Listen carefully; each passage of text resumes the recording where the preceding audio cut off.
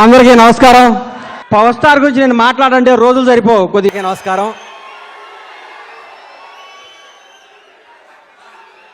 ఏం మాట్లాడమంటారు బాస్ గురించి? ఎన్నిసార్లు చెప్పమంటారు? ఒక 5 నిమిషాలు మీరు ఆగాలి, నా మాట వినాలి. దయచేసి నా మాట వినాలి ప్లీజ్ ప్లీజ్. ఆయన ఏమవుతారో మనకి తర్వాత కాలం సమాధానం చెప్తుంది. మనం ఇప్పుడేం మాట్లాడుతూ పైన భగవంతుడు నిర్ణయిస్తాడు ఆయన ఏమవుతాడు. పవన్ కళ్యాణ్ గారు ఎలాంటి వాడు అంటే ఏం చెప్పమంటారు? కళ కోసం కాదు ప్రజల కోసం అని మహాకవి బళ్ళారి రాఘవ అన్నాడు. అలాంటి ఆయన చెప్పమంటారా? స్వరాజ్యం నా జన్మ హక్కు, దాన్ని సాధించి తీరుతానన్నాడు బాలగంగాధర్ తిలక్. అలాంటి ఆయన చెప్పమంటారా? ఆయన ఏదో అంటున్నారు, కులం యొక్క పునాదులపై ఒక జాతిని కానీ ఒక నీతిని కానీ నిర్మించలేమన్నాడు భారతరత్న అంబేద్కర్. అలాంటి ఆయన చెప్పమంటారా? భారతదేశానికి హిందూ ముస్లిం 2 కళ్ళు అన్నాడు సర్ సయ్యద్ అహ్మద్ ఖాన్. అలాంటి ఆయన చెప్పమంటారా? అవసరమైతే చిరిగిన చొక్కా తోడుకోండి కానీ మంచి పుస్తకం కొనుక్కొని చదువుకోండి అన్నారు కందుకూరి వీరేశలింగం పంతులు. అలాంటి ఆయన చెప్పమంటారా? ఆర్య సమాజం నా తల్లి, వైదిక ధర్మం నా తండ్రి అన్నాడు లాలా లజపత్ రాయ్. అలాంటి ఆయన చెప్పమంటారా? బ్రిటిషర్ల పింఛను పొందుతున్న రాజులు నవాబులు జాబితాలో బతకడం కంటే ఒక వీర సైనికుడిగా మరణించడం మేలు అన్నాడు టిప్పు సుల్తాన్. అలాంటి ఆయన చెప్పమంటారా? బెంగాల్ విభజన దినం, బ్రిటిష్ సామ్రాజ్యాన్ని పతన దినం అన్నాడు మహాత్మా గాంధీ. అలాంటి ఆయన చెప్పమంటారా?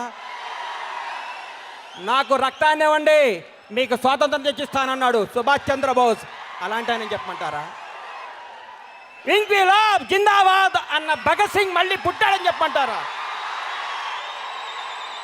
ఏమని చెప్పమంటారు సార్?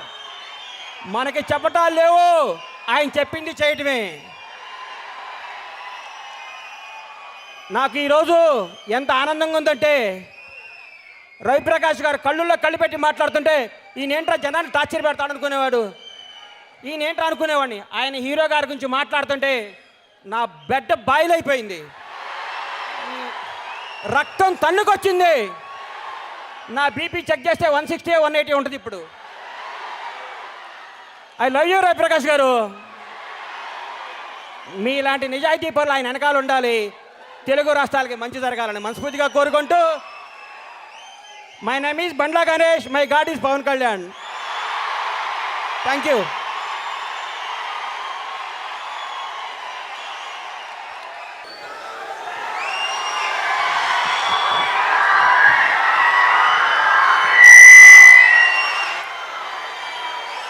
అందరికీ నమస్కారం. ఈశ్వరా, పవనేశ్వరా, పవరేశ్వరా. నిజంగా పవన్ కళ్యాణ్ ఒక వ్యసనం. దీని అమ్మ అలవాటు చేసుకుంటే కష్టం. చచ్చిపోయేదాకా బూడిపోయేదాకా మనం వదలలేం, వదిలించుకోలేం. అంతే, కొన్ని జన్మలంతే. కొందరిని ఇష్టపడటమే కానీ వదులుకోవటం ఉండదు. హీరో గారి గురించి, సినిమా గురించి నేనేం మాట్లాడాలంటే, ఎవరో ఒక ఐపీఎస్ ఫస్ట్ క్లాస్ వచ్చిన ఆయన దగ్గరికి వచ్చి, సార్ మీరు 10th క్లాస్ బాగా రాశారు, మీరు 10th class first class pass అయ్యారంటే వాడు పైనుంచి కింద చూస్తాడు. అలాగే ఆయన చూడని బ్లాక్ బాస్టర్లా, ఆయన చూడని ఇండస్ట్రీ ఇట్లా, ఆయన చూడని చరిత్రలా. ఏం మాట్లాడతాం ఈ సినిమా గురించి చెప్పండి? ఇవన్నీ ఆయన జీవితంలో ఒక భాగం. చిన్న చిన్న రొటీన్లు అయిపోయింది. ఆయన కొత్త శకం, కొత్త నాంతికి శ్రీకారం చుట్టాడు. ఇలాగే సినిమాలు చేసుకుంటూ పోతున్నారు. చెయ్యాలి. నేను ఒకరోజు అడిగాను, నన్ను ఒక ఫ్రెండ్ అడిగాడు, ఏందిరా రాజకీయాలు అంటాడు, సినిమాలు అంటాడు మీ బాసు అన్నాడు. నేను చెప్పాను, మనలాగా కోళ్ళ వ్యాపారం, పాల వ్యాపారం, సారా వ్యాపారం, ఇటుక వ్యాపారం, ఇసుక వ్యాపారం ఇంకేమీ ఆయనకి లేవు కదా. ఆయనకుంది ఒకటే బ్లడ్ వ్యాపారం. ఆ రక్తాన్ని చెమటగా మార్చి, చెమటను నటనగా మార్చి జనానికి అందరికీ అందించి ఆయన నమ్ముకున్న వాళ్ళకి ₹1,00,00,000 ఆయన రక్తాన్ని చిందించిన చంపి డబ్బుతో ఇన్సూరెన్స్ చేయించిన క్యారెక్టర్ పవన్ కళ్యాణ్ లఫూట్ అన్న. అంటే నా బాస్ ఎవరని అంటే నాకు అంత బాధ అనిపిస్తుంది కాబట్టి మీకు చెప్తున్నా.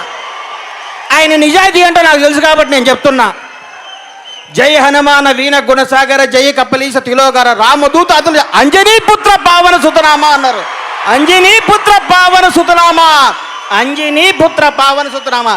ఊరికే ఎవరికి రాదు, అందరూ పుడతారు చచ్చిపోతారు, పుడతారు చచ్చిపోతారు. ఒకళ్ళే కొందరు చరిత్రలో ఉంటారు. రోజుకు 18 గంటలు పనిచేస్తూ సినిమా వెనకాల సినిమా పెడుతూ ప్రత్యక్షంగా 1200 కుటుంబాలకు డైరెక్ట్గా నిజాయితీతో కూడిన కుటుంబాలను పరికిస్తున్నాడు. అది పవన్ కళ్యాణ్. నేను 100 సార్లు అనుకున్నా, హీరో గారి దగ్గరికి వెళ్ళి ఏదో ఒకటి మాయ చేయొచ్చు, అబద్ధం చెప్పి ఏదో సెట్ చేద్దాం అనుకుంటా. మన వల్ల కాదు. ఆయన కళ్ళలో అంత నిజాయితీ ఉంది. ముందు 100 ప్లాన్లు వేస్తాం, ఆయన కళ్ళు చూడంగా అన్నీ మర్చిపోతాం. చాలాసార్లు పవన్ కళ్యాణ్ వ్యక్తిత్వం మీకెవరికి తెలీదు, మీ అందరికీ తెలుసు. నిజంగా నేను పవన్ కళ్యాణ్ భక్తుడినే. 7 కొండల వాడికి అన్నమయ్య, శివయ్యకి భక్త కన్నప్ప, శ్రీరాముడికి హనుమంతుడు, పవన్ కళ్యాణ్కి బండ్ల గణేష్ అని సగర్వంగా చెప్పుకుంటా బాంచత్.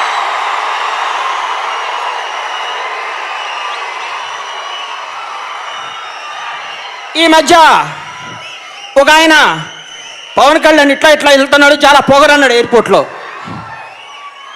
ఇట్లా పట్టుకున్న కేబీఆర్ పార్క్లో. ఎప్పుడు చూసావా అన్న? మొన్న ఎయిర్పోర్ట్లో వెళ్తున్నాను, గబగబా వెళ్ళిపోతున్నాడు ఇట్లా పవన్ కళ్యాణ్, ఎవరిని మాట్లాడలేదు అన్నాడు. నాకు దొరికాడు అనుకున్నాను, పట్టుకున్నా. కరెక్ట్, ఆయనకి పొగరే.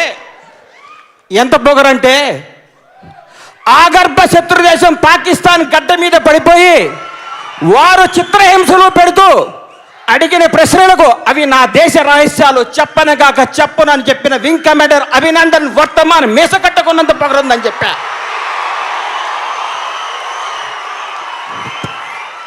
చైనా దురాక్రమాలను అడ్డుకోవడానికి దేశ సరిహద్దుల్లో సిద్ధంగా ఉన్న మరపిరంగు నొక్కబోయే టిగ్గర్ నొక్కబోయే జాతీయ భారత సైనికుడికి ఉన్నంత పొగరుందని చెప్పా.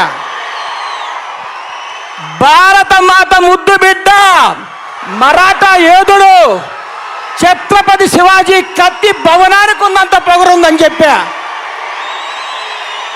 రవి అస్తమించిన బ్రిటిష్ పతాకాన్ని కిందకు దింపి ఎర్రకోటపై ఎగురుతున్న భారత మూవన్నెల జెండాకు ఉన్నంత పొగరుందిరా అని అన్నా.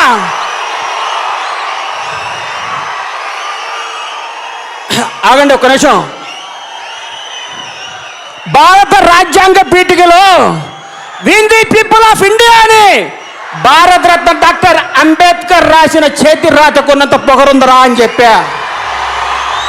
నూనూగు మీసాల నూతన యుగంలో ఉరికొయ్యను ముద్దాడిన భగత్ సింగ్ దేశభక్తికి ఉన్నంత పొగరుందరా అని చెప్పా.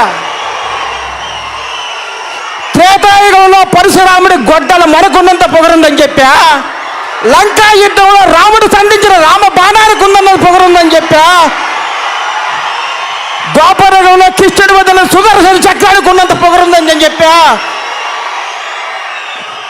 చూస్తే పరిగెత్తున్నాడు పట్టుకున్నా.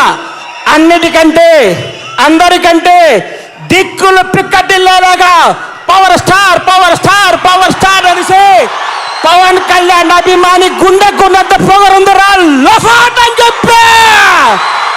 పవన్ కళ్యాణ్ దేవుడు అని చెప్పా. My name is Bandla Ganesh, my god is. నాకంటే మీకే బాగా తెలుసు. Thank you. ఉంటానమ్మా.